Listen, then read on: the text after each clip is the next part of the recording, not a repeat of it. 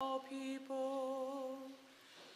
Alleluia, alleluia, alleluia. The Lord be with you. And with your spirit. A reading from the Holy Gospel according to St. John. When it was evening, the disciples of Jesus went down to the sea, embarked in a boat, and went across the Sea of Capharnaum. It had already grown dark, and Jesus had not yet come to them.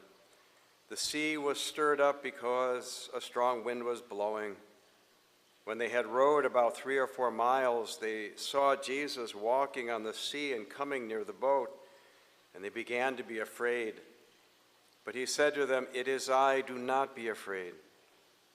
They wanted to take him into the boat, but the boat immediately arrived at the shore to which they were heading. The Gospel of the Lord. Praise to you, Lord Jesus Christ. Praise be Jesus Christ.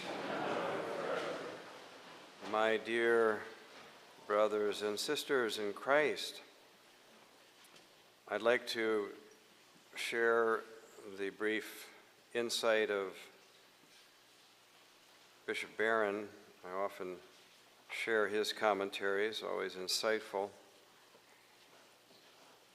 And it's interesting that, well, you'll hear, let me read this first. He says, "Friends, in today's gospel, Jesus demonstrates his authority over nature by walking on the sea. Water is, throughout the scriptures, a symbol of danger and chaos.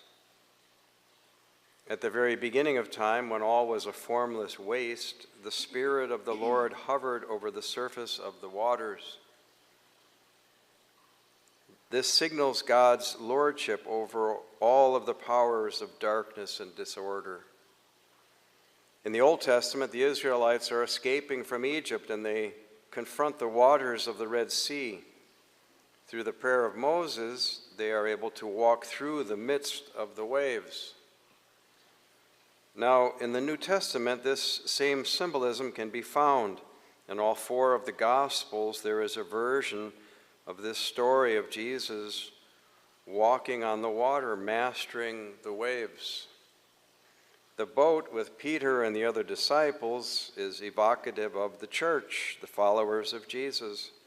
It moves through the waters as the church will move through time.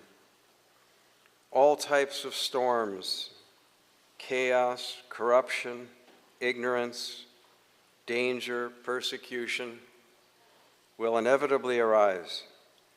But Jesus comes walking on the sea. This is meant to affirm his divinity, just as the Spirit of God hovered over the waters at the beginning, so Jesus hovers over them now. We are exhorted to be not afraid. He truly is leading us. And as we celebrate this Mass in honor of our Blessed Mother, tomorrow we plan to crown her image as we begin the month of May.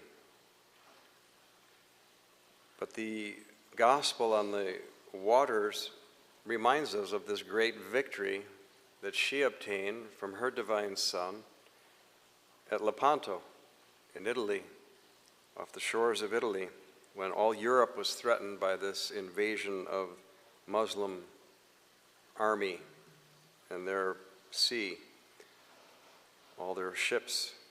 And it was through the intercession of Pope St. Pius V, the Dominican Pope.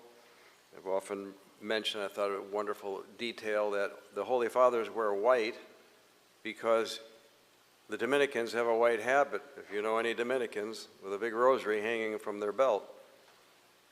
And so when he was the first Dominican to be elected Pope, he kept his white habit.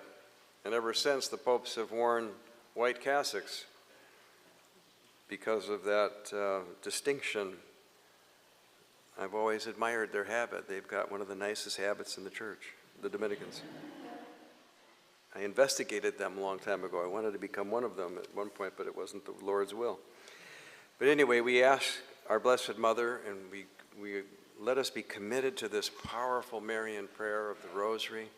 It has saved Christendom countless times throughout the history of the Church, and it will save the Church through the storms of the 21st century, when particularly families take up this powerful armament of the Rosary and ask our Blessed Mother's intercession. She is the Queen. There will be no peace until we do what she asks at Fatima, because only she can obtain that peace from her divine Son, the Prince of Peace. She is the one designated from all time, from Genesis to Book of Revelation. The woman will crush the head of Satan, crush the head of the serpent in Genesis, and defeat the dragon in the Book of Revelation with her divine offspring, the Prince of Peace, who will shatter his enemies in the day of the Lord. So let us hasten that triumph over sin and death and evil and all the machinations of hell that are aligned against us in our present day. Let us put all our trust in Jesus, Mary, and St. Joseph, and all the communion of saints. In the name of the Father, and of the Son,